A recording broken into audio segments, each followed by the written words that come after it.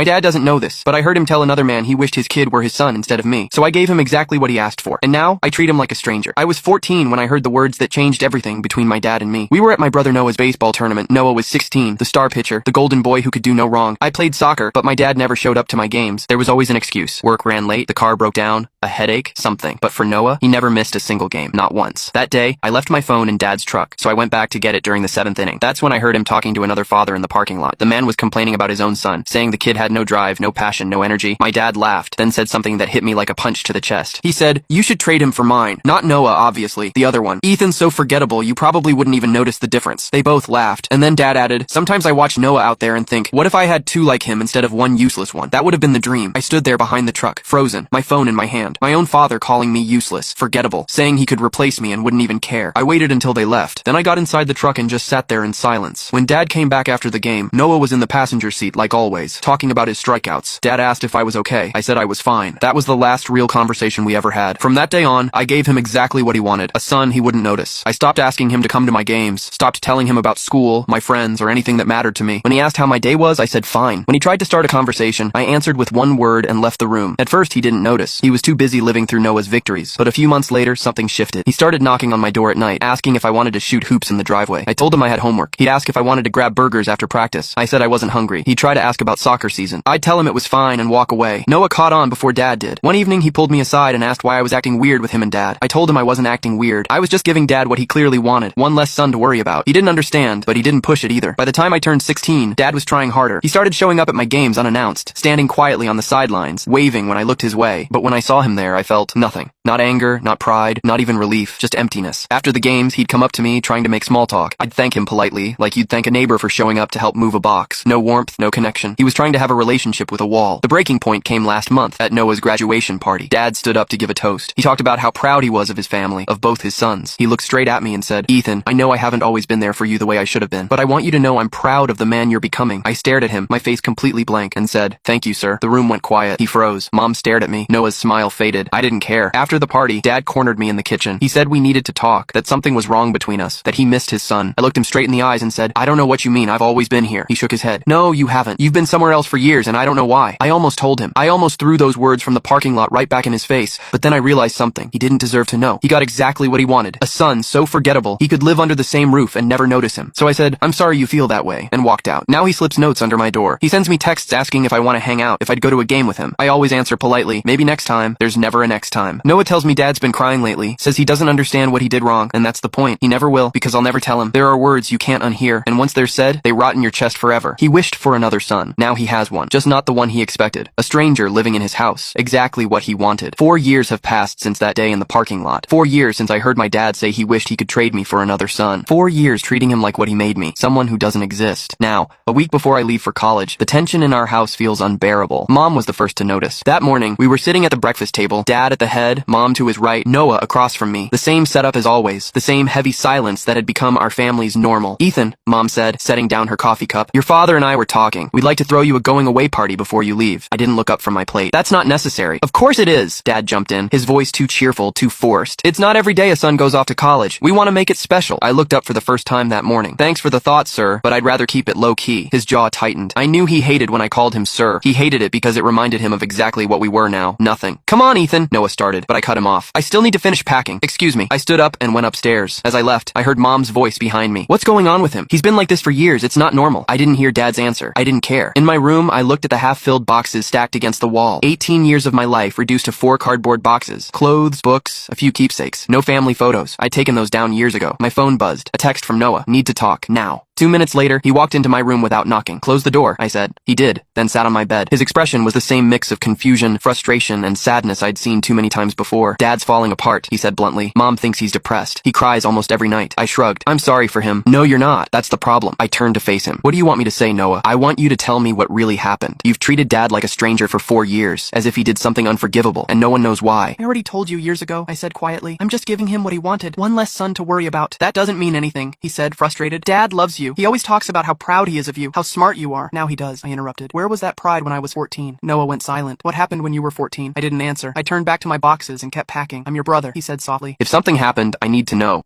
And if you don't want to wait for part 2, you can watch the full story on my YouTube channel. Just tap share, then more, and click the YouTube link here on my profile. or search for the channel Cooper Reddit on YouTube.